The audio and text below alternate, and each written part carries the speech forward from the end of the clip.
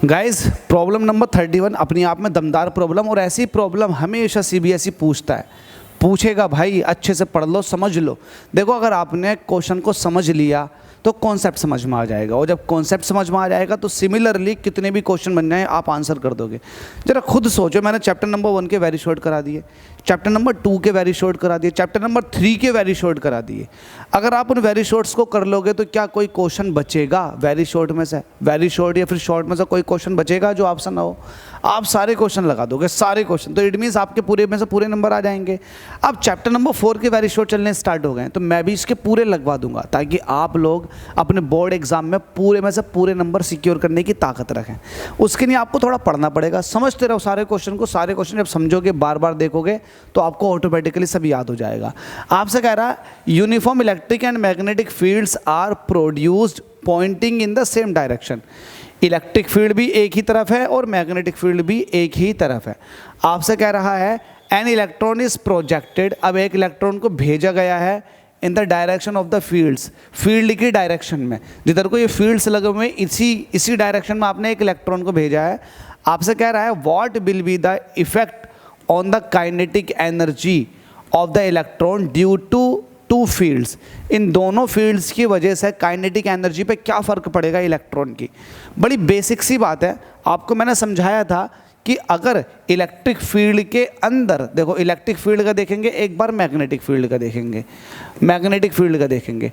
अगर magnetic field इस तरह से लगी हुई है, ठीक है, और आपने निगेटिव चार्ज पार्टिकल को इस फील्ड के अंदर भेजा है, तो निगेटिव चार्ज पार्टिकल पे मैग्नेटिक फील्ड कोई भी फोर्स नहीं लगाती है, क्योंकि चार्ज पार्टिकल पर लगने वाला फोर्स का फॉर्मूला होता है QBB sin theta.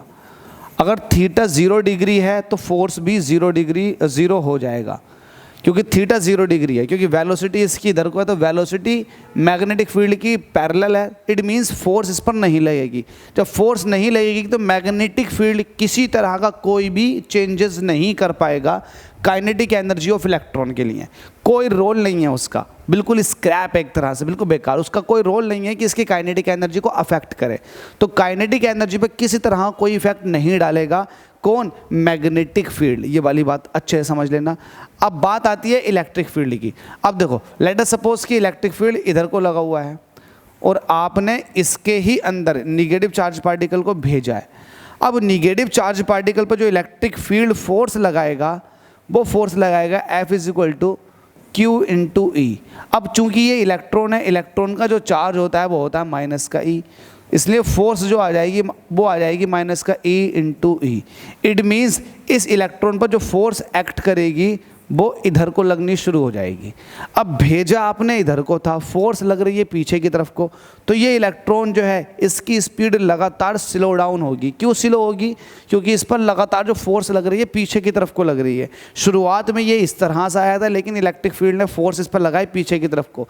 Electric field लग रहा है सामने की तरफ को, पीछे की तरफ को फोर्स इसलिए लगी है क्योंकि ये निगेटिव चार्ज पार्टिकल है, और इलेक्ट्रिक फील्ड की अपोजिट डायरेक्शन में निगेटिव चार्ज पार्टिकल्स मूव करते हैं, क्योंकि फोर्स लगता ही उन पर अपोजिट डायरेक्शन में।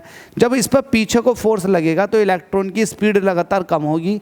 हो सकता है एक टाइम पर आकर रुके फिर वापस पीछे को भाग जाए।